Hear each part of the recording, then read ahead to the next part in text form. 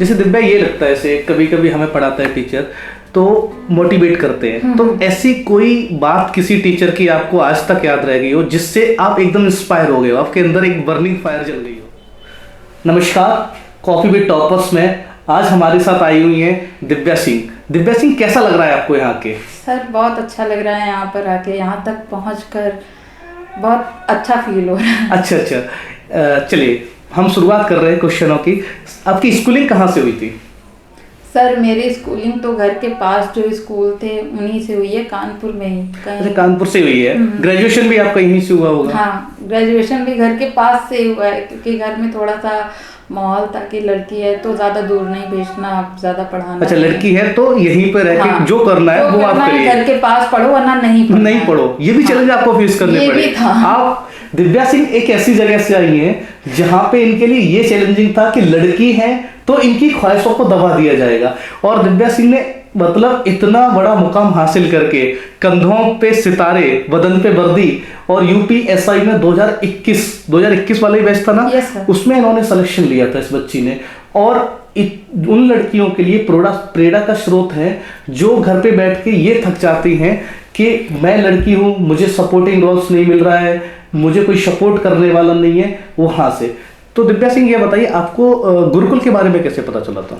Sir Gurukul के बारे में उस वक्त कॉफी भी पीते चलिए। सबसे ज्यादा अच्छी कोचिंग फेमस गुरुकुल ही थी। मतलब अभी भी अगर जैसे काका देव में हो, कोई भी पूछे कि हाँ कौन सी कोचिंग जाना है, तो सबसे पहले तो गुरुकुल का ही नाम आता है, क्योंकि कोचिंग में और कोई ज्यादा इतनी फेमस नहीं है। इतना फेमस नहीं है कंपटीशन लेवल की। हाँ, तो स्टडी मटेरियल मतलब हम लोग कैसा देते हैं, कैसा माहौल प्रोवाइड कराते हैं यहाँ पे? सर माहौल बहुत अच्छा रहता है पढ़ने का, मतलब बहुत सारे बच्चे रहते हैं सब, और स्टडी मटेरियल तो सारी चीज़ें, मतलब कोर्स पूरा कंप्लीट कराते हैं, और तैयारी भी बीच बीच में टेस्ट लेना, जैसे चैप्टर कंप्लीट हुआ तो उसका संडे को टेस्ट लेना है, और संडे को 7-7 8-8 घंटे क्लास रिवीजन के लिए, जो ना आए वो पूछो।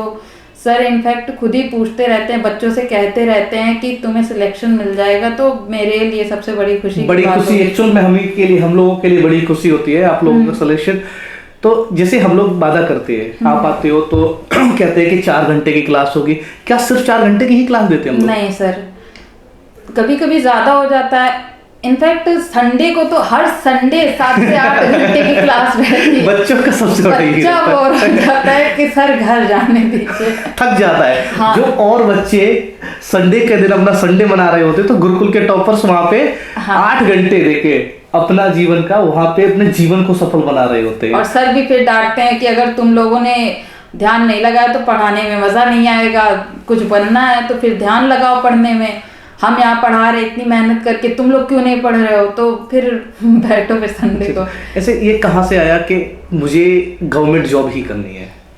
सर जैसे मेरे गांव में लड़कियों की इतनी स्थिति सही नहीं है, मतलब लड़का है तो पढ़ाना है उसको, अच्छे स्कूल, सारी चीजें अच्छी, सारी फैसिलिटीज प्रोवाइड कराते हैं अपन। लड़का है तो कुछ भी कर सकता है, लड़की है तो नहीं, उसको सिर्फ घर का देखना है, उसके बाद थोड़ा जैसे 18-20 की हुई तो शादी वगैरह कर देनी है।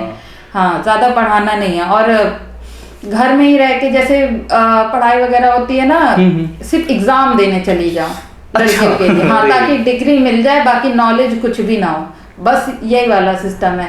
तो जैसे मेरी बड़ी बहन है, उसको जब गवर्नमेंट जॉब मिली टीचर की, गवर्नमेंट टीचर है, प्राइमरी कौशाम्बी में, हाँ, तो जब उसे मिली तो घर में जैसे पहले लड़कियों का इतना था नहीं, तो फिर पापा उसे पूछने लगे, थोड़ा सा मानने लगे, तो हमने कहा अब अंदर से आया कि अब अपने को भी कुछ करना है, चेंज हो गई है, चेंज करनी है।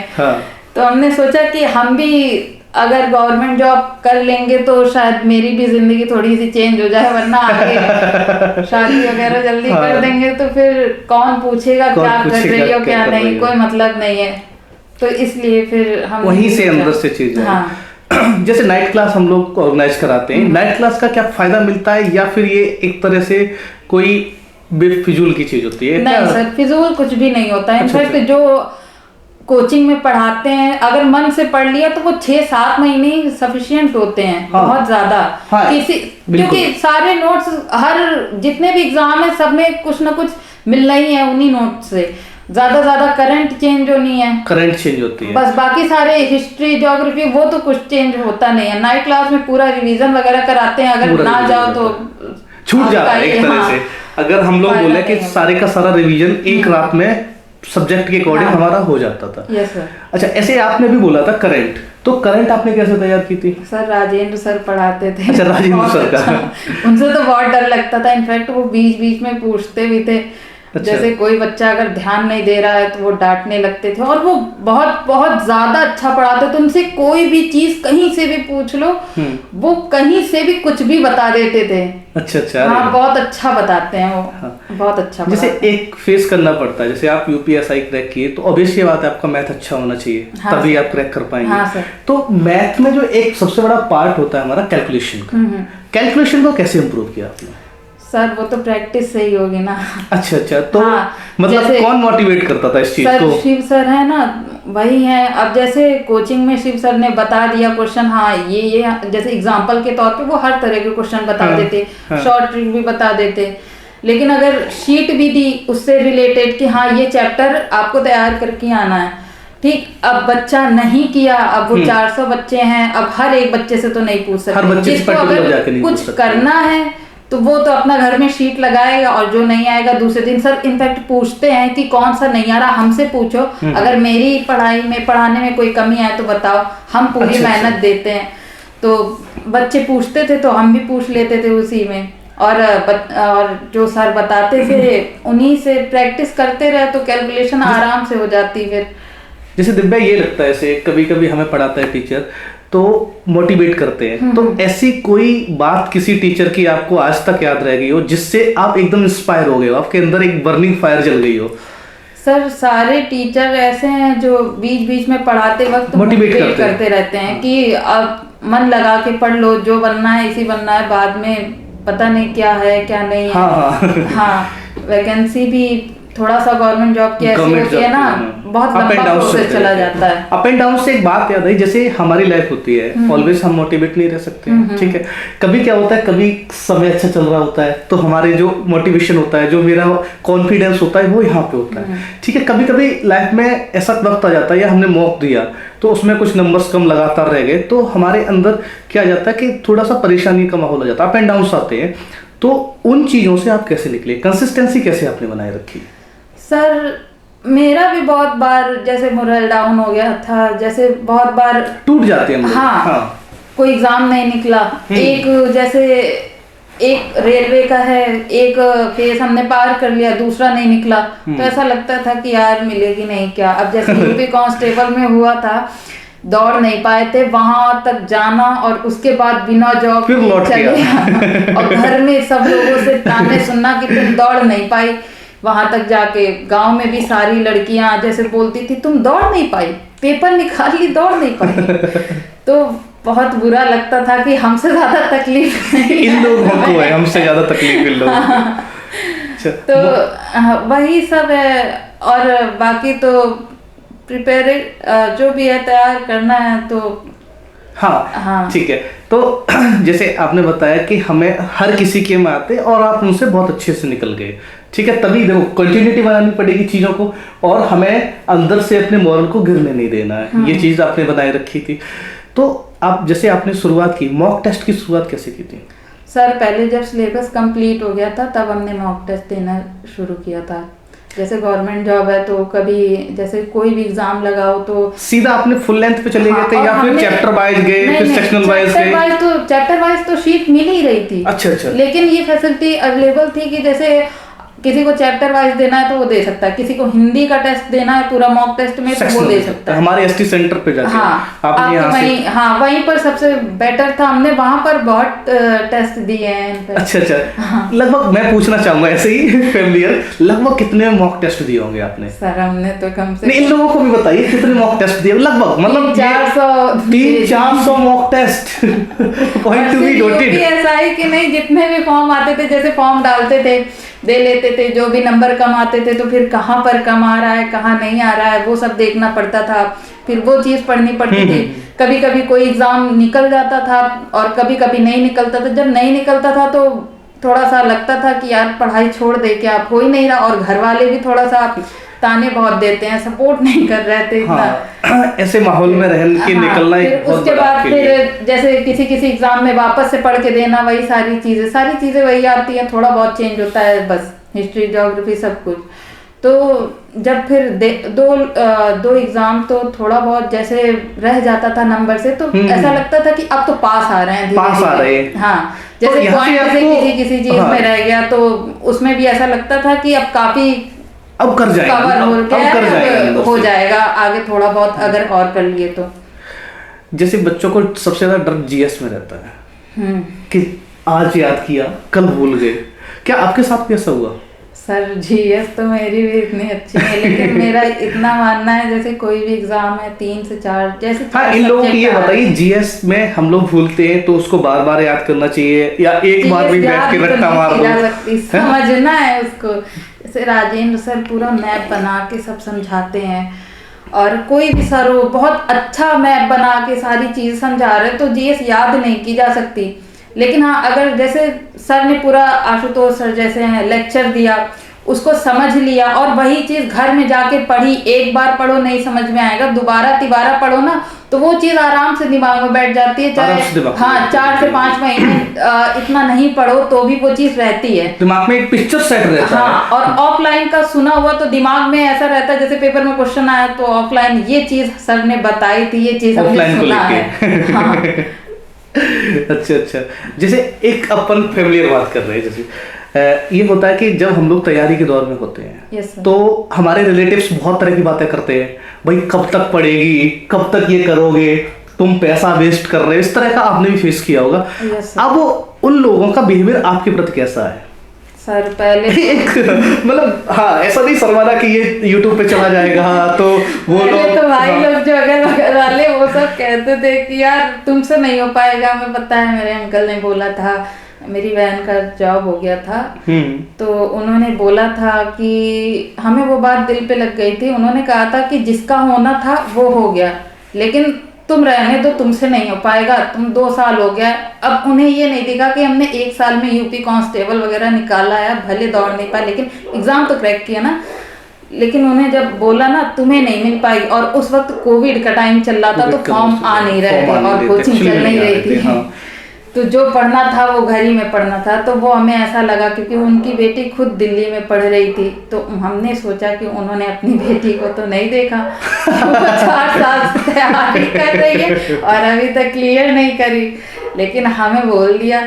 हमने सोचा था कि हम भी अभी पहले कोविड हटे, फॉर्म आए तो हम बताएंगे, एक बार पहले आए तो जब आया तो, और फिर जो रिलेटिव्स ये कहते थे कि इससे कुछ नहीं होना है, पापा भी कहते थे इसकी शादी करा दो, कब तक पढ़ोगी, तो अब वो लोग बोलते हैं कि हमें पता था तुम ऑफिसर रैंक की नौकरी जरूर पाओगी, हम जानते थे, जबकि वो लोग कहते थे कि तुमसे कुछ नहीं होने वाला, तुम नहीं निकाल पाओगे कोई एग्जाम, कब तक पढ़ोगी।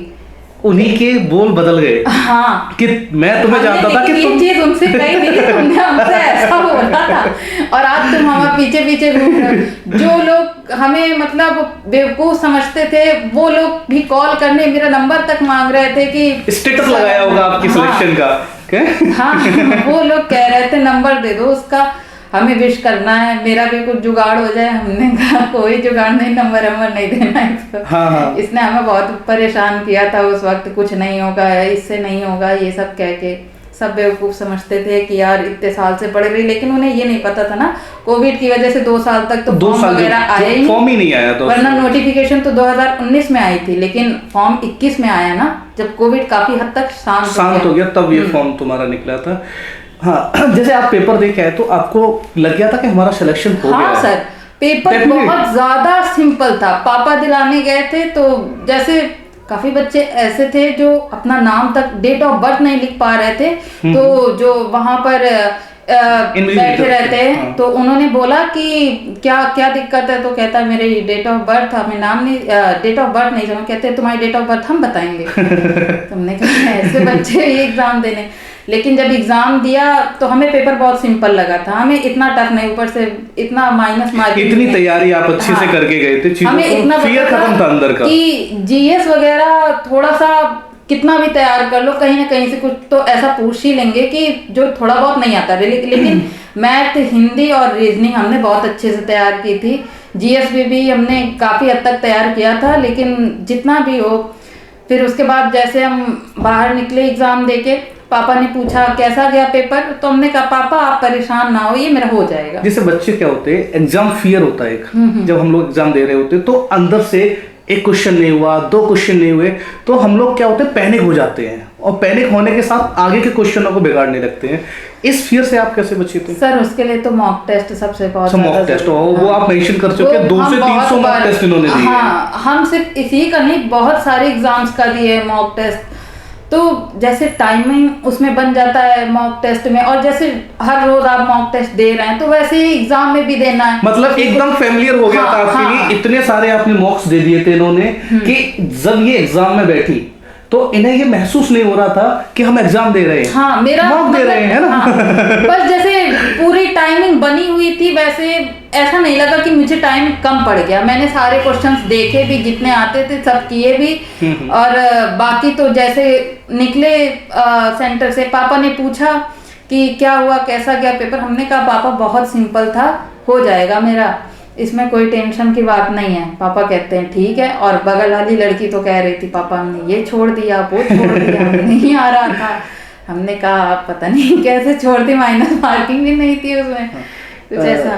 जैसे आप पढ़ते थे, हाँ? जैसे बच्चों का क्वेश्चन होता है, बहुत सारे बच्चों का सवाल होता है कि सर हम क्लास पढ़ने के बाद टाइम टेबल सेट नहीं कर पाते, तो आपने टाइम टेबल को कैसे मैनेज किया था? टाइम टेबल क्या सेट करना, उसमें जैसे आज हमने जैसे फिजिक्स पढ़ ली है पूरी, कल केमिस्ट्री पूरी खत्म कर लो, क्योंकि ज्यादा टाइम नहीं, इतना नोट्स लिखा देते थे। अगर उसको थोड़ा जैसे डेली पढ़ते रहो थोड़ा थोड़ा, तो वो चीज जल्दी खत्म होने लगती है, पढ़ने में दोबारा टाइम कम लगता है उसको। हाँ, तो सेल्फ स्टडी कितने टाइम कर लेते, कितने घंटे कर लेते थे आप? ऐसे घर पे बैठ के एक लाइब्रेरी ज्वाइन किया था या घर पे पढ़ते थे आप? घर पे पढ़ते थे। अच्छा, घर पे पढ़ते थे। ये लाइब्रेरी का चक्कर नहीं था, अपना बढ़िया से टेबल वेबल सेट किया, हाँ। और उस पे पढ़ते थे। ठीक है, कितना घंटा अपने मतलब खुद को देते थे? पहले तो हमने 5 से 6 दिन 7 से 8 घंटे पढ़ाई की। 8 घंटे? उसके बाद हम बेहोश हो गए। पापा ने कहा तुम ये क्या पढ़ रही हो, ऐसे पढ़ोगे नहीं हो पाएगा तुमसे, ये सब भी बोलने लगे, हम तुम्हें मार डालेंगे अगर कुछ भी हुआ तुम्हें, तो पढ़ाई के चक्कर में पागल हो रही। फिर हमने कहा, मेरी बहन ने समझाया कि पढ़ाई ऐसे नहीं होती है, थोड़ा सा रिलैक्स माइंड होके अच्छे से हंसते खेलते पढ़ो, और डेली जरूरी नहीं है कि हर सब्जेक्ट को डेली टाइम दो। अगर तुमने कोचिंग में अच्छे से पढ़ा है, जो चीज कोचिंग में तुमने पढ़ी है वो चीज घर में आके पढ़ी 2-3 बार, रिवीजन करना है तो रिवीजन में कम टाइम लगता है, क्योंकि वो चीज आपको पहले से पता होती है। क्योंकि हमें क्या कहते हैं, क्लासरूम में एकदम कंसिस्टेंट होके बैठना होता है, सिर्फ बच्चे शैतानियां करते रहते हैं, तो वो नहीं आपने कि आप एकदम डेडिकेट होके बैठे और उसको सिर्फ रिवाइज करते थे जाके, और क्वेश्चंस की प्रैक्टिस करते थे जाके, ये आपने किया है। ठीक है, तो आप जो आपको देख रहे हैं लोग, उनके लिए क्या कहना चाहेंगे? यही कहेंगे कि ज़्यादा परेशान होने की ज़रूरत नहीं है, कि अगर किसी चीज़ में नहीं हो रहा है तो, लेकिन वहाँ तक आपने तैयारी कितनी की, इतना तो बनता है कि प्रैक्टिस आगे भी करते रहो थोड़ा थोड़ा। ऐसा नहीं है कि नहीं होगा, हमें भी 3 से 4 साल लग गया, किसी में होता था, किसी में दौड़ नहीं पाते थे, कोई एग्जाम निकला एसएससी जीडी वगैरह छोड़ देते थे कि जाना नहीं है यार छोड़ो। और कोविड की वजह से 2 साल तो हम घर पर ही बैठे रहे, क्योंकि कोचिंग वगैरह सब बंद हो गया था, हाँ, पेंडेमिक था तो हाँ, जो था घर में ही पढ़ना था। और फिर उसके बाद स्टार्ट की जब फॉर्म आया तो अपना पढ़ाई कंटिन्यू करनी है, लेकिन अब ऐसा भी नहीं पढ़ना है कि 7 से 8 घंटे, हमें नहीं लगता एकदम हेक्टिक होके नहीं पढ़ना, एकदम नॉर्मल होके, नॉर्मल होके कंटिन्यू होके चीजों को रखना है। थोड़ा थोड़ा हर रोज पढ़ रहे हैं तो आपको 7 से 8 घंटे पढ़ने की जरूरत नहीं पड़ेगी, क्योंकि वो चीज आपको पहले से ही पता है, तो उसको रिवीजन करने में कितना टाइम लगता है। हाँ, ये बात बिल्कुल सही है।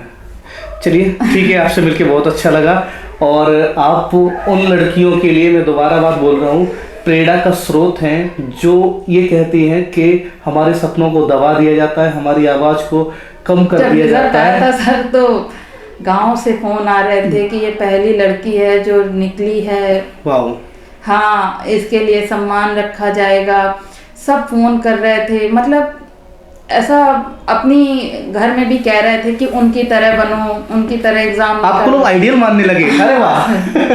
एक उस लड़की को आइडियल मान रहे हैं जहाँ जिनको पढ़ने के लिए रोका जा रहा था, आज उन्हें आइडियल मान रहे लोग। बहुत अच्छा लग रहा है, मतलब ये सुन के। जब वो मेरा डॉक्यूमेंट वेरिफिकेशन के लिए साइन वगैरह कराना था गैजेटेड ऑफिसर से, तो हम गए थे सीसा मऊ के एसीपी सर से मिलने। उन्होंने मोहर लगाई थी, तो उन्होंने पापा को बधाई भी दिया था कि आपके लिए तो गर्व की बात है कि भैया लोग जैसे हैं हेड कांस्टेबल है, लेकिन आपकी बेटियां जो है वो सबसे ज्यादा ऊंचे पोस्ट पर सबसे ज्यादा है। तो पापा के लिए भी थोड़ा सा बहुत ज्यादा गर्व की बात होने लगी जब सब लोग फोन करने अब लगे। तो पापा गांव में एकदम सर उठा के बात करते होंगे। हाँ, वो सबसे गाते रहते हैं वो। हमारी छोरी के छोरों से कम है।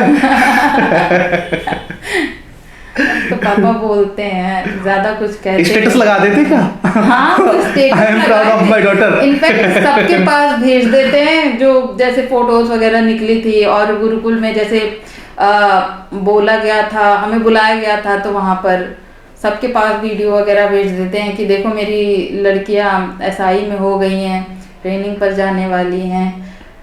अच्छा अच्छा, चलिए ठीक है, बहुत अच्छा लगा मिलके आपके, धन्यवाद। Thank you sir. Thank you.